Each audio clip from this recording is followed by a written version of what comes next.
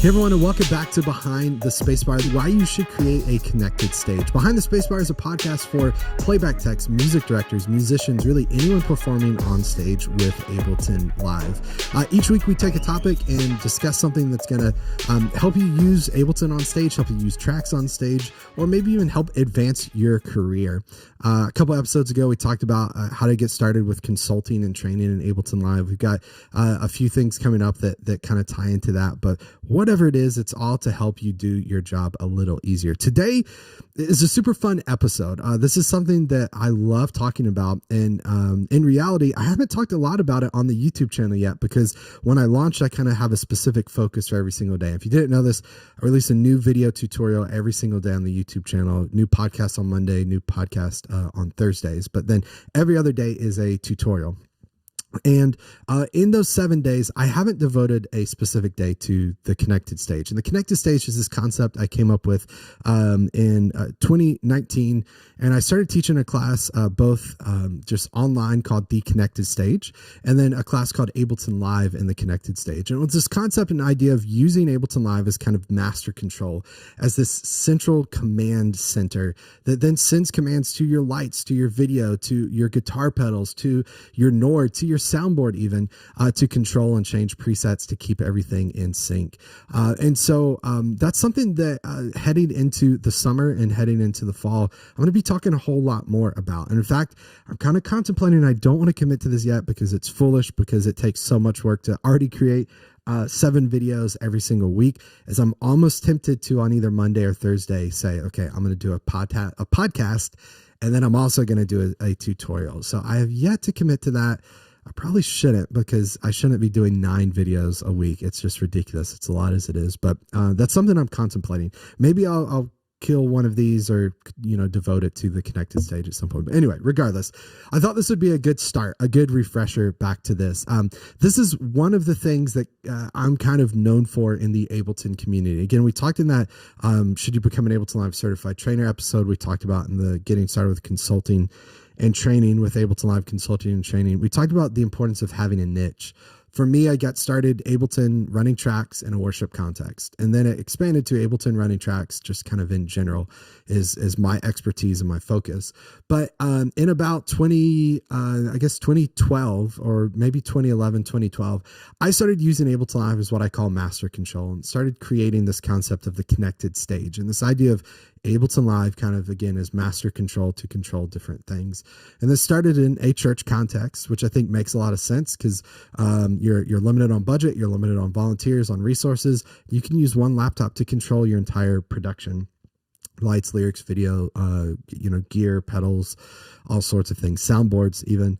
You could do a lot there. But then I started to see that expand to smaller bands that were playing venues, bands that were playing, 1,000 cap rooms, that they would walk in and they would travel with their own lights, with an LED wall, with a projector or whatever, and they could have the same production value as everyone else. I'm starting to get to one of my first 4 points here.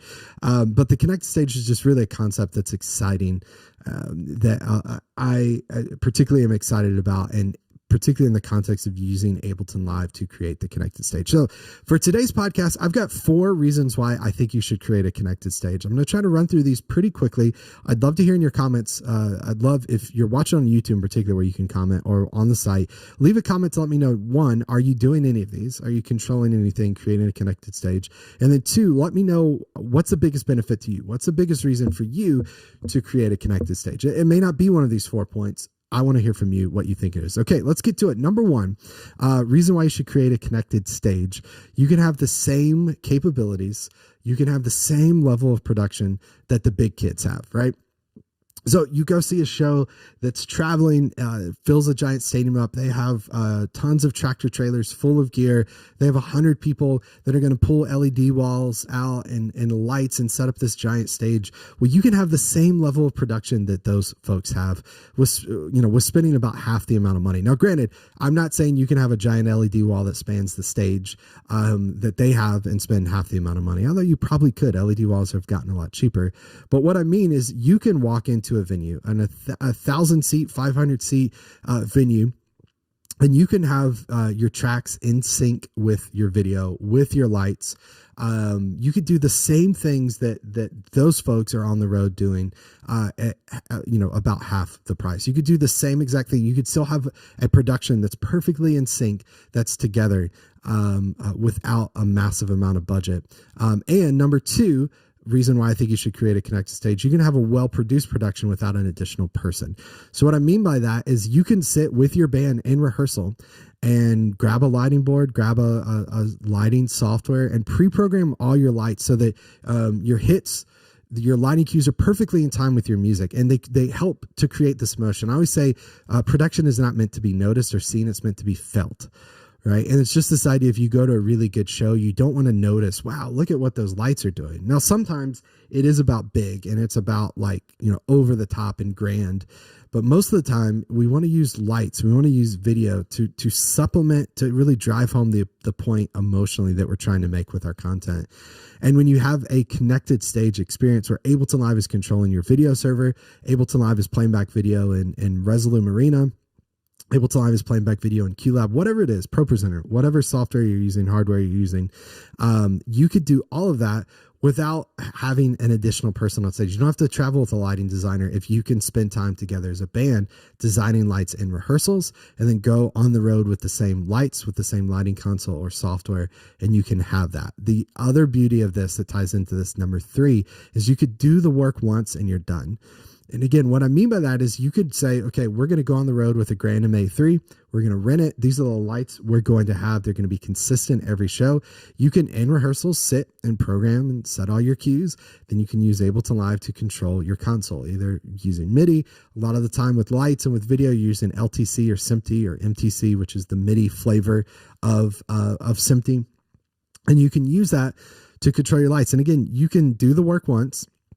You could even hire a lighting designer and say, okay, we're going to be rehearsing for this week. We'd love to pay you. We can't pay you to go out on the road with us. We don't have enough money. We don't have enough space, but we'll pay you, your day rate for a week. Now, again, we can't pay you for our 3-month run, but we can pay you a day rate for a week to come sit at our rehearsal, program our lights, and then we use LTC, we use MIDI to control our lighting console.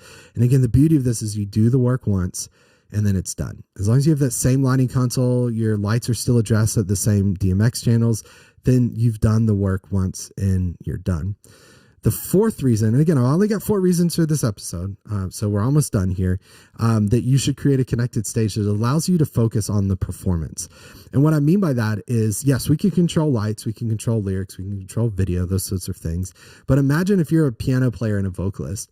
If you're singing, you're trying to remember the lyrics, you're trying to engage the crowd. If you're a worship leader, you're playing acoustic guitar, you're playing keys, you're trying to think of the lyrics, trying to think of what you got to say, you're trying to lead worship, whatever the context is, whatever context you're in as you're listening to this, you're doing lots of things at once. But imagine being a keys player, and in addition to all the stuff you're thinking about, engaging the audience, remembering the lyrics, remembering the chords, you've got to remember to change your keyboard presets at the right time. And if you've got something crazy to where you're going from a pad sound to a piano sound, you want to get that change at just the right time.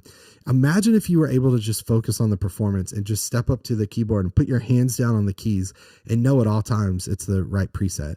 If you're a guitar player, imagine being able to play guitar if you've got a wireless pack and walk across stage, and while you're across stage, you could suddenly go from a clean funk rhythm part to a super high saturated fuzz lead part and not be anywhere near your pedal board. And you don't have to do the Metallica thing where the guitar tech comes out and manually changes your pedals. You could do all that with MIDI.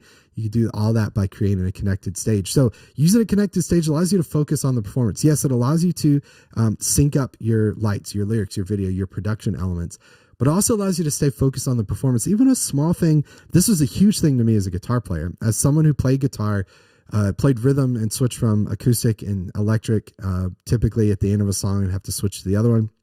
But I was also playback tech, and I was also running tracks.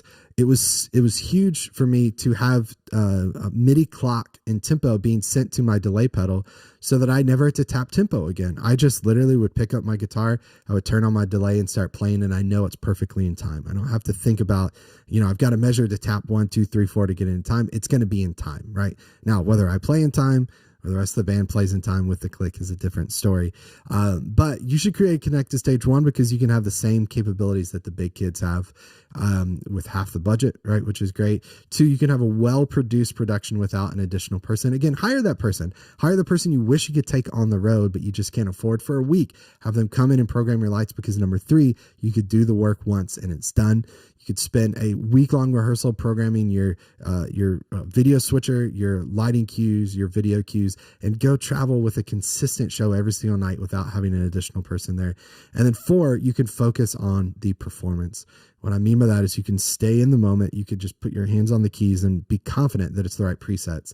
As a guitar player, you could just focus on playing and not trying to turn pedals on and off at the right time, and have the right presets at the right time, and have your MIDI tempo, your tap tempo, your delays, your tremolos in sync perfectly at the right time. So if you're interested in creating a connected stage, I want to encourage you to head to FromStudio2Stage.com. And I've got a link in the show notes here that's going to take you to a collection of free resources that's really great. You can find those from StudioStage.com/free. And particularly with the connected stage, I've got free timecode cues, I've got free MIDI cues, as well as a bunch of other stuff that will help you with running tracks. But if you head there and download those free MIDI cues, those free LTC cues, you're going to be started and heading the right direction. And then eventually, if you decide to subscribe and become a From Studio Stage student, we have a whole path where we talk about control and how to control different things with Ableton Live: lighting consoles, videos, systems, video servers, software with Ableton Live. Everything you need to know how to do, you'll learn when you become a From Studio Stage student. But start by heading to FromStudiostage.com/free, again, to check out those free resources. And if you're interested in going deeper with this, like I mentioned at the beginning, I post a new tutorial or podcast every single day of the week, 7 days a week. 10 a.m. Central is when it goes live. Make sure you subscribe to the YouTube channel. I've got a link in the show notes here, description, if you want to get to that. And then while you're there, hit the bell icon so you're notified when I post new content. Again, 10 a.m. Central every single day. I don't want you to miss out on this. And particularly if you're a band that wants to have a show that's just as good as the big kids, and that's just as well produced with half the budget, without having to take someone on the road, do the work once and it's done. It's right every single time, consistent show, and then opportunity to focus and stay focused on the performance. Then subscribing to this channel, you'll learn how to do exactly just that. Thanks so much for listening to this episode of Behind the Spacebar. We'll see you next week. We've got a lot of great content coming. I'm looking at the rest of the year and planning that, and I'm super excited about the content that's on the way. Thanks so much for listening, for watching. We'll see you on the next one. Take care, everybody. Bye.